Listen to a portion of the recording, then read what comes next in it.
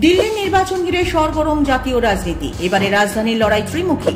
ঝাড়ু না পদ্ম, নাকি ফের দিল্লি জয় করতে পারবে কংগ্রেস? কার দিকে ঝুঁকবে দিল্লির জনতা? নির্বাচনী বিশ্লেষক মহল বলছে মূলত 4টি ফ্যাক্টরের উপর নির্ভর করছে দিল্লির রাজনৈতিক ভবিষ্যৎ। 70টি বিধানসভা আসনের জন্য মোট 699 জন প্রার্থী প্রতিদ্বন্দ্বিতা করছেন। মোট 70টি বিধানসভায় প্রার্থী দিয়েছে আম আদমি পার্টি এবং কংগ্রেস। 68টি আসনে প্রার্থী দিয়েছে বিজেপি। 2টি আসন একটি করে ছেড়েছে জোটসঙ্গী ডিইউ এবং এলজেপি কে। রাজধানীর হৃদয় জিততে আপ হোক বা বিজেপি বা জাতীয় কংগ্রেস, 3 দলই ভরসা রেখেছে জনকল্যাণমূলক প্রকল্পের ওপর। একদিকে যেমন গদি ধরে রাখতে মরিয়া আম আদমি পার্টি, সেখানেই ক্ষমতা দখল করতে কসুর রাখছে না বিজেপি কংগ্রেসও। দিল্লিতে মধ্যবিত্ত শ্রেণীর মানুষের সংখ্যা প্রায় 60-70%, যা ভোটারদেরও একটি বড় অংশ।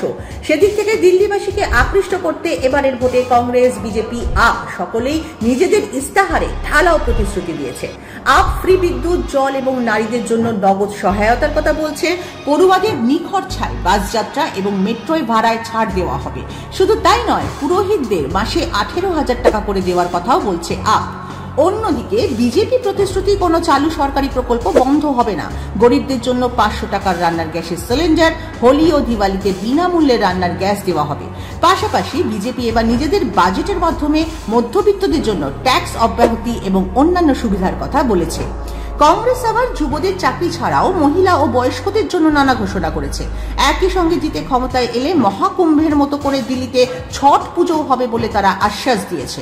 এদিকে অন্য ইস্যুগুলির মধ্যে রয়েছে যমুনা দূষণ, দিল্লির বায়ু দূষণ, স্বাস্থ্য ব্যবস্থা, কর্মসংস্থান, রাস্তাঘাট এবং অবশ্যই কেজরিওয়াল সরকারের বিরুদ্ধে দুর্নীতির অভিযোগ।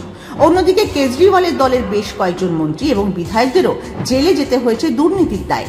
এবার নির্বাচনে এইসব ইস্যুকেই তুলে ধরেছে প্রধান প্রতিদ্বন্দ্বী বিজেপি, যা কেজরির দলকে একটু হলেও ব্যাকফুটে নিয়ে গেছে বলে মনে করছে ওয়াকিবহাল মহল। দিল্লিতে 71.7 লাখ মহিলা ভোটার রয়েছেন। এই ভোটাররা যে কোনো নির্বাচনে গুরুত্বপূর্ণ ভূমিকা পালন করেন। মহিলাদের জন্য আপ 1000 টাকা নগদ সহায়তা বাড়িয়ে 2100 টাকা করতে চায়। পিছিয়ে নেই বিজেপিও। প্রতি মাসে মহিলাদের 2500 টাকা দেওয়ার প্রতিশ্রুতি দিয়েছে গেরুয়া শিবির। এই বিষয়টি নির্বাচনের ফলাফলে কতটা প্রভাব ফেলে সেটাই দেখার। দিল্লির মুসলিম ভোটারদের সংখ্যা 13%, যারা সাধারণত আপের প্রতি সমর্থন দিয়ে থাকে।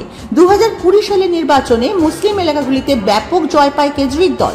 তবে দিল্লির নির্বাচনে উন্নয়নমূলক পদক্ষেপের প্রতিশ্রুতি দিয়ে মুসলিম সমাজকে কাছে টানতে মরিয়া বিজেপিও। পাশাপাশি মোদী সম্প্রতি দেওয়া বস্তি না ভাঙার প্রতিশ্রুতি বিজেপির প্রতি দলিত ভোটারদের মনোভাব পরিবর্তন করতে পারে বলে মনে করছে নির্বাচনী বিশ্লেষকরা। মুখ্যমন্ত্রীর পদ থেকে কেজরির পদত্যাগের পর এই নির্বাচনেও আপের মুখ্যমন্ত্রী পদপ্রার্থী অরবিন্দ কেজরিওয়াল। অন্যদিকে বিজেপি নরেন্দ্র মোদীকে মুখ করেই দিল্লি নির্বাচনী যুদ্ধে কিস্তিমান দিতে চাইছে। দিল্লি নির্বাচন জিততে মরিয়া বিজেপি। কেন্দ্রে ক্ষমতায় থাকলেও দিল্লির বিধানসভা বিজেপির অধরাই থেকে গিয়েছে।